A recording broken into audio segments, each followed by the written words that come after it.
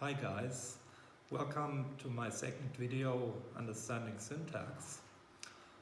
I hope in the meantime you've been successful in downloading TreeForm and getting to the picture you will see in a moment, namely the workspace. I will not explain the various functions of the program, but suggest that you just watch me doing syntax and try to take it up from there.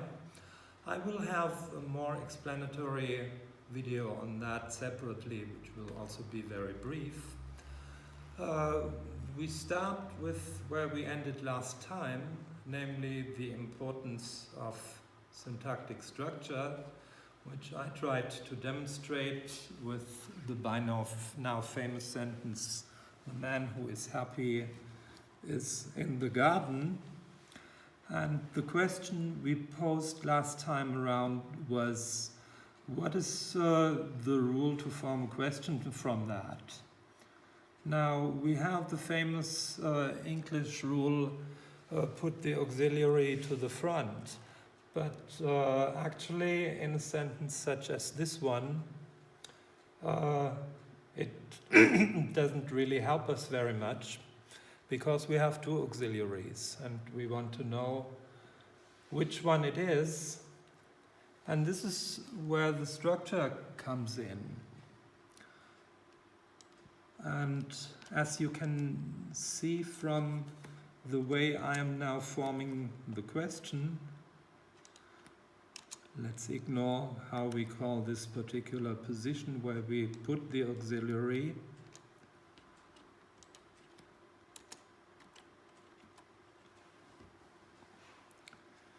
In order to get this right and take the right is, we can see that what we have to do is we have to take the auxiliary of the clause as a whole, of the main clause, and put it to the front. And the structural analysis helps us very much to see what the auxiliary in the main clause is, namely this one. If I tried to take the is out of the subject and put it to the front, I would get "the man who happy is in the garden," and that's not a question, that's not even a sentence, that's just garbage. And from there you can see that syntactic analysis is not just a plaything, but that it's really operative in what we do when we build sentences and form questions.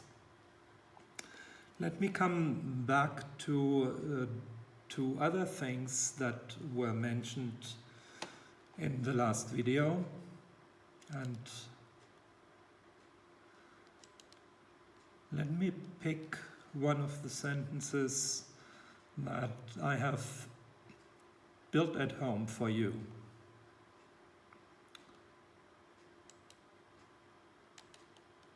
So, for example, this one.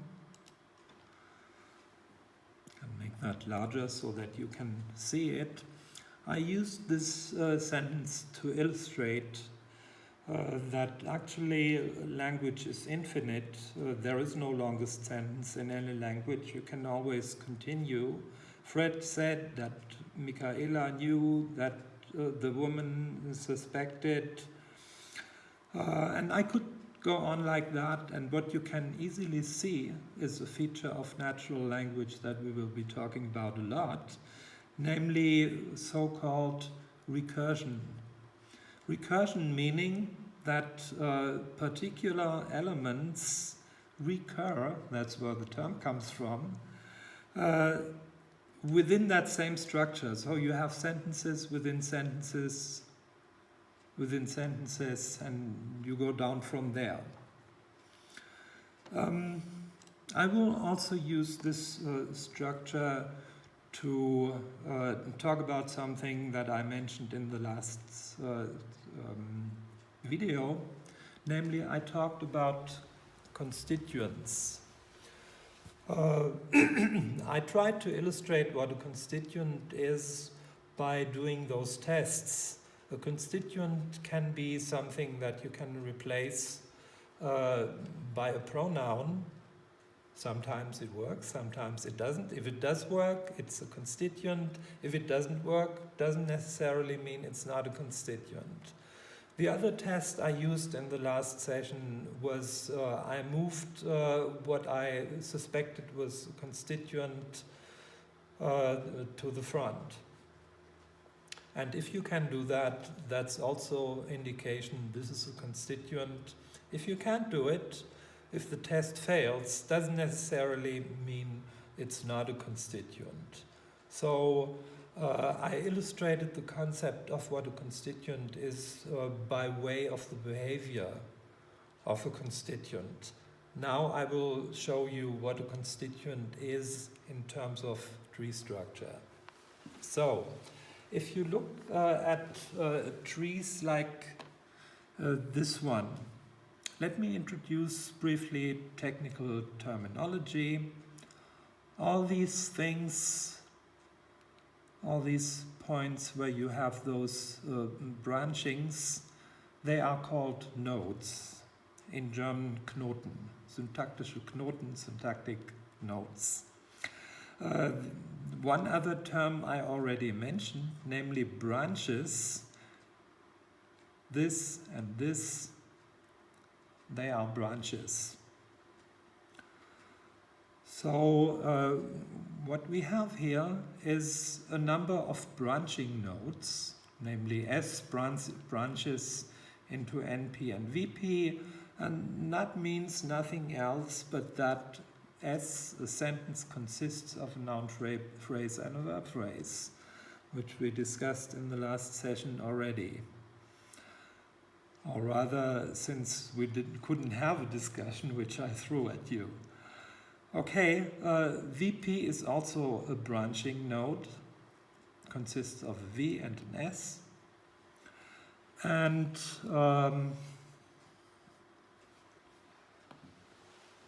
you can see for yourself, if you look at those trees, which ones are the branching nodes and which are the non-branching nodes. So these trees tell you what a certain syntactic structure, such as a sentence or a verb phrase, consists of. And this way of doing syntax means you go down from the top. You take an S and you analyze what does it consist of. You take a VP, you analyze what does it consist of. And sometimes in the process, you end up on a single symbol, not something that is called S or VP or NP, but a single symbol.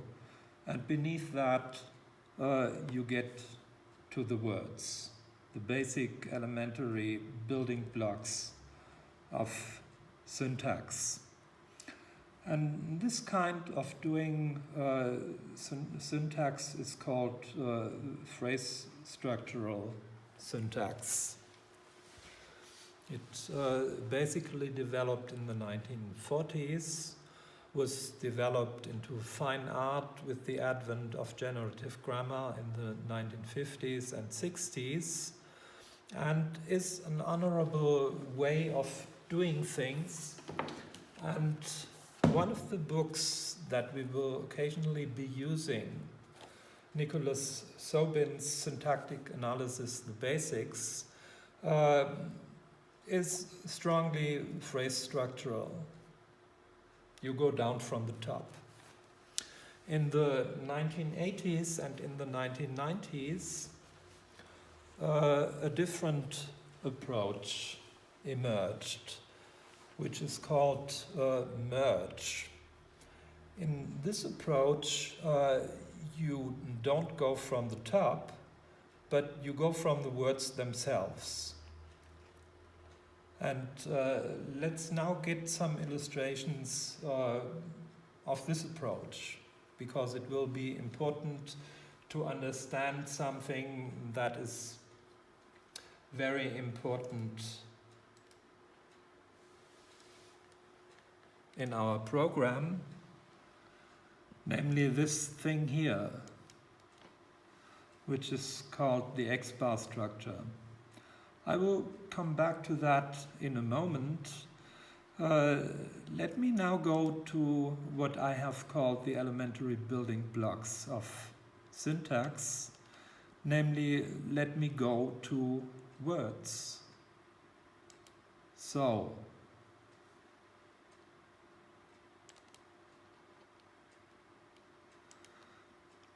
and why don't we begin with something as simple as an adjective? So, an adjective such as red,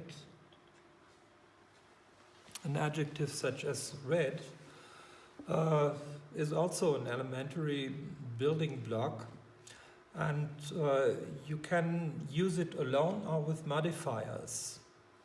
So I can say very red.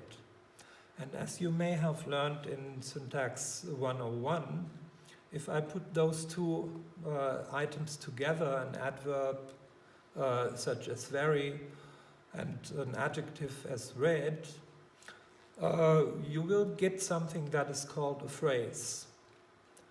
And since this phrase still has adjectival properties, it's called an adjectival phrase, not an adverbial phrase.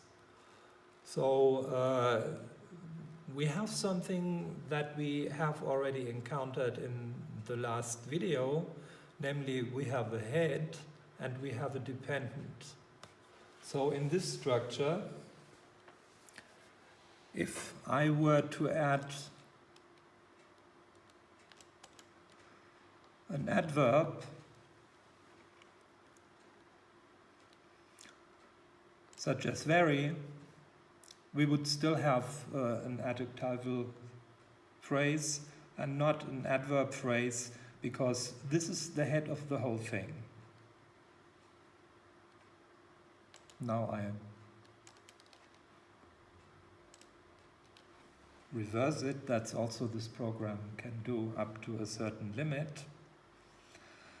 And the interesting thing is whether I have a phrase such as red or whether I have something such as simply red or a phrase such as very red, both are phrases. Because in syntax they behave exactly alike. So if you have a simple item, namely just a word, and it has no modifiers, it counts as a phrase. And there are many words like this, words where you can have modifiers but don't have to. So optionality is the crucial thing here. I will give you a few other examples, namely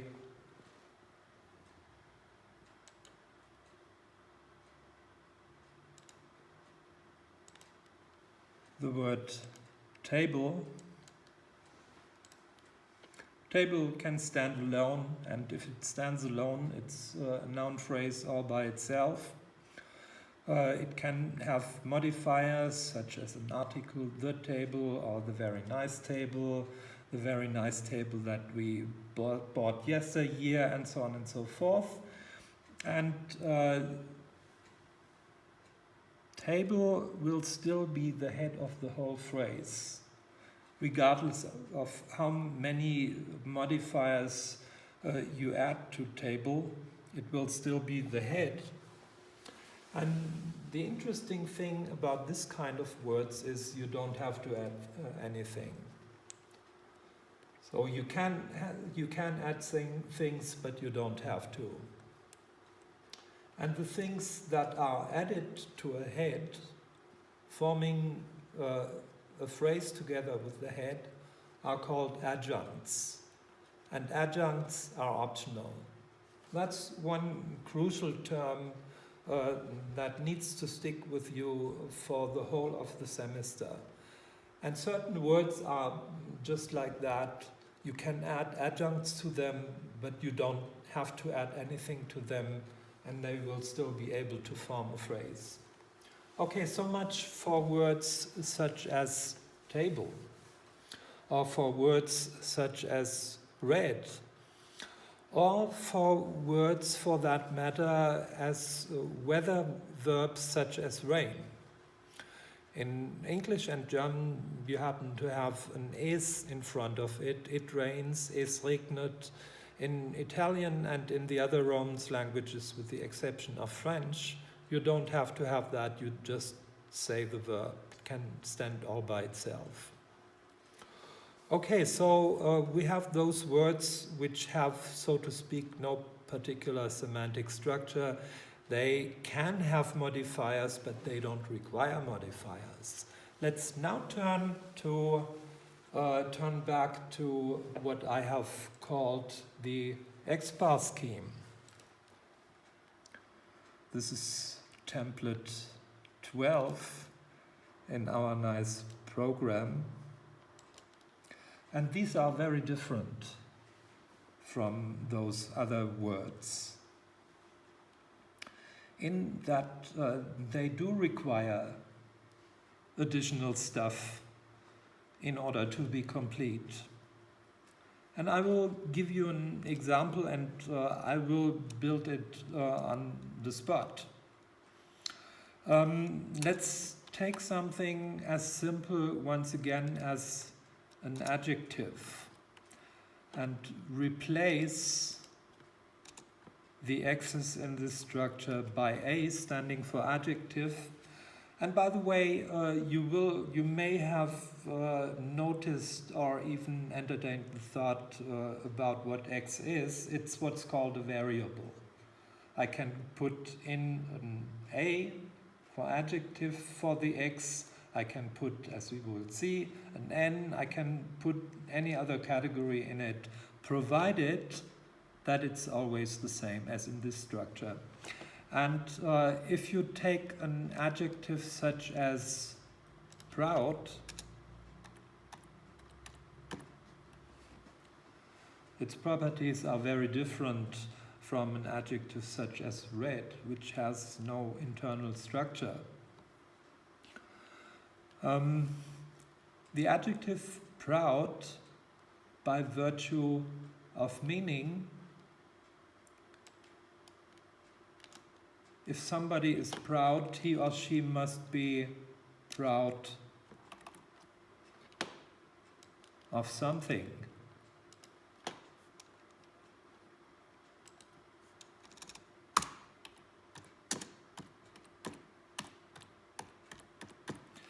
In other words, the adjective proud, by virtue of its meaning, requires an object, which in this connection is often called complement. Complement and object mean the very same thing.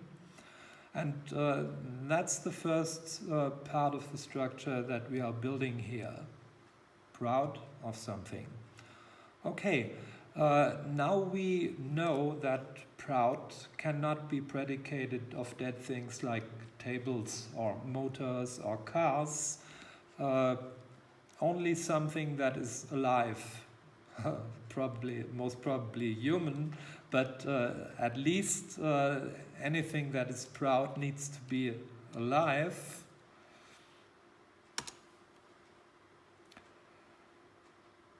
And that means the meaning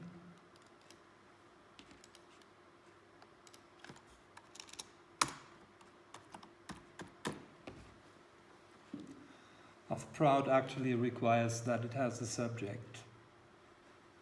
Sometimes you delete that stuff, but mentally it's always there. So that means an adjective such as proud has much more structure than an adjective such as red. And as you will see in a moment, the same is true of verbs and nouns. Let's take the verb destroy.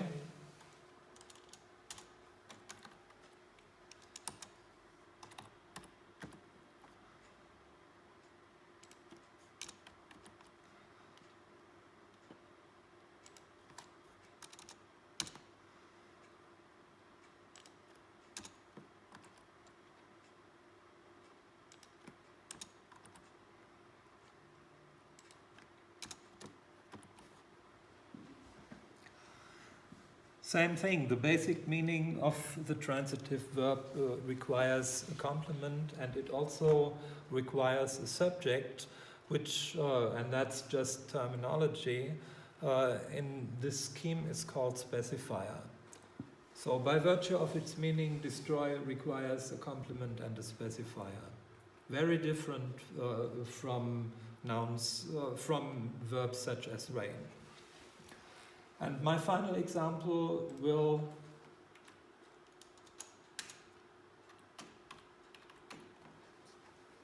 involve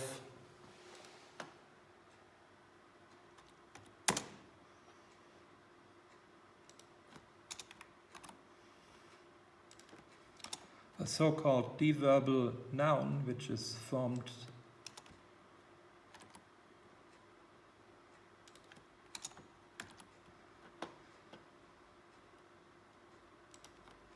from a verb. John's destruction of something, maybe my syntactic tree or whatever. We have the same structure, and this is what this little item F12 in this program is for. You can construct with this program very simple structures, as I did with F8, when I built an adjective such as red without any modifiers. And we can build structures like this one, with a complement and a specifier.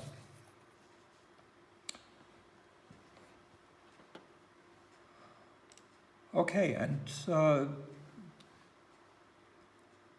once we build structures like that in the mode of merge, this program also allows us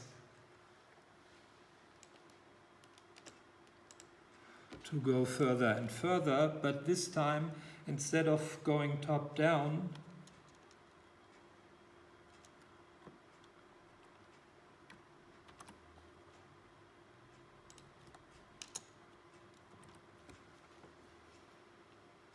we go upwards from below. So this is the merge approach.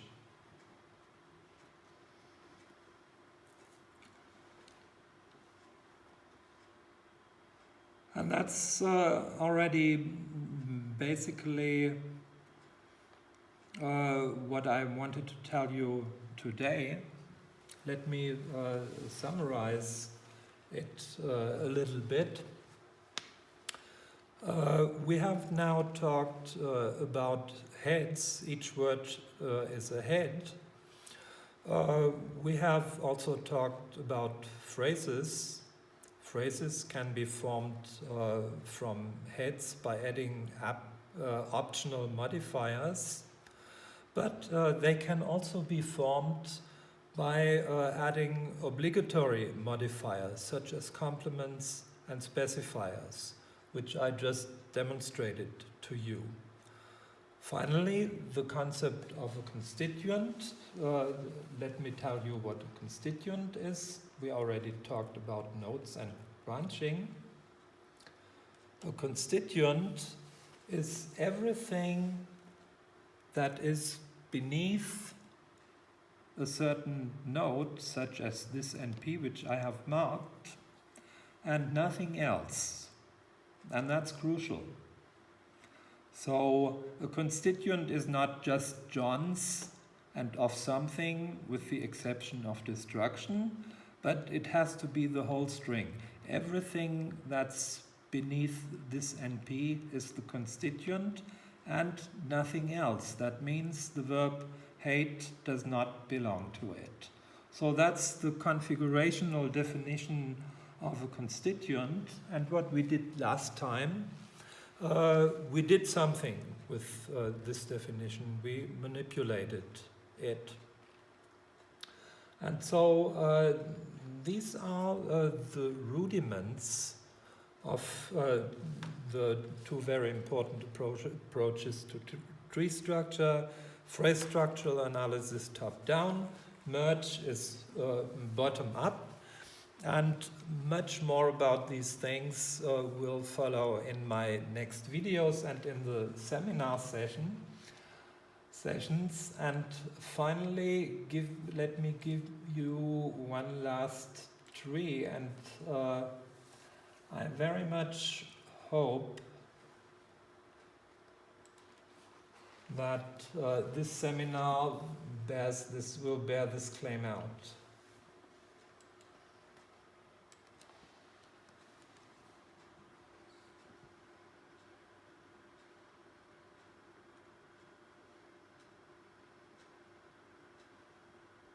And I'm looking forward to producing video number 3.